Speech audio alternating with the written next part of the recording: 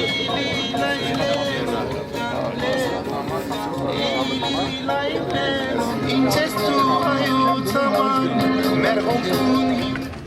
մենք բոլորս գիտենք, որ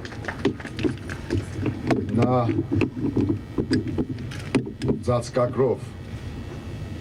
դվեց իր ոչ կենսակրության ամենադիպուկ և հավերժական պատգամը, ով հայ ժողովուրդ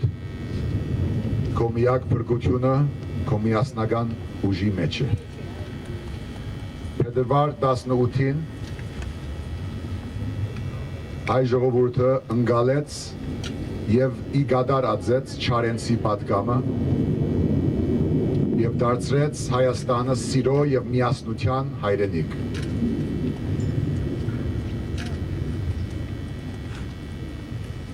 Իմ առողջությունը լավ է, ես ինձ լավ եմ զգում,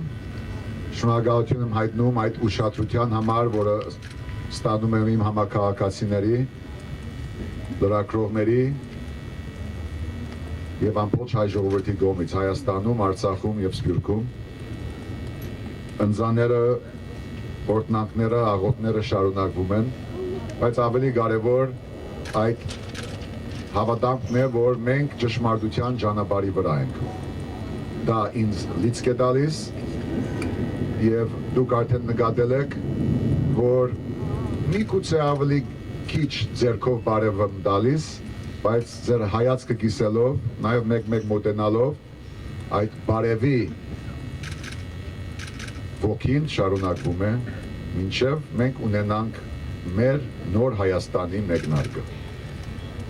Սիրո և միասնության, ոչ միայն բարևի, սիրո և միասնության հեղափոխություն է սա, նույնպես։ Այսօր առավոտ կանուխ ինձ այցելեց Տեր Գրիգորը, ժամը 6-ն էր կարծեմ, և միասին աղոթեցինք և շնորհակալություն հայտնում այդ հոգևոր իրական անմնացորդ ծառայության համար, որը Տեր Գրիգորը դարիներ շարունակ մատուցում է մեր ժողովրդին և անձամբ ինձ։ Այցելեց նաև Հայաստանի ոստիկանապետը,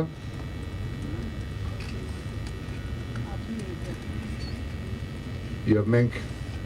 առանձնացանք Ազատության հրապարակում, քննարկեցինք ստեղծված իրավիճակը, ինքը հետաքրքրվեց իմ առողջությամբ, ցանկացավ, որ այլ եղանակով մեր ժողովուրդը և ես անձամբ շարունակենք մեր պայքարը, և ես շնորհակալություն հայտնեցի իրեն իր ուշադրության համար, մեր ոստիկանների հավատարիմ ծառայության համար, այն, որ մեր քաղաքացին և ոստիկանը դարձել են համերաշխ մասնիկներ մի մեծ պետության,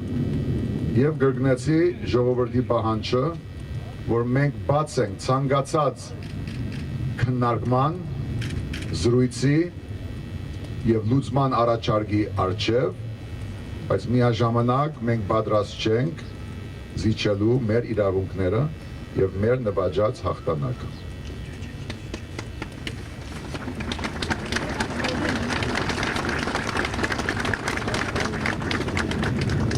Ինչպես իմացաք, նաև այցելեցին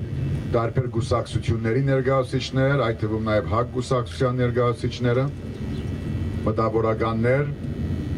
ամենատարբեր Վահան Արզրունին նոր մեզ հետ էր, Նիկոլ Աղաբաբյան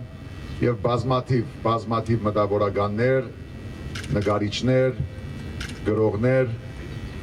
շարքային քաղաքացիներ, բժիշկներ, փաստաբաններ, ուսուցիչներ և շնորհակալ եմ բոլորին, անկախ մասնագիտությունից իրենց զորակցության համար։ Այնպես որ այսօր կունենանք մեր մամուլի ասուլիսը, հույսով եմ, որ Լիլիթ Բիբոյանը և Սրբ Հույս Ստամբոլցյանը մեզ կմիանան սրանից հետո և մեր երիտասարդները կշարունակեն իրենց նստացույցը մշակութային, երևանյան, հայրենասիրական երգերով։ Վաղը ժամը 12-ին տեղի կունենա Հովսեփ Խուրշուդյանի ասուլիսը այստեղ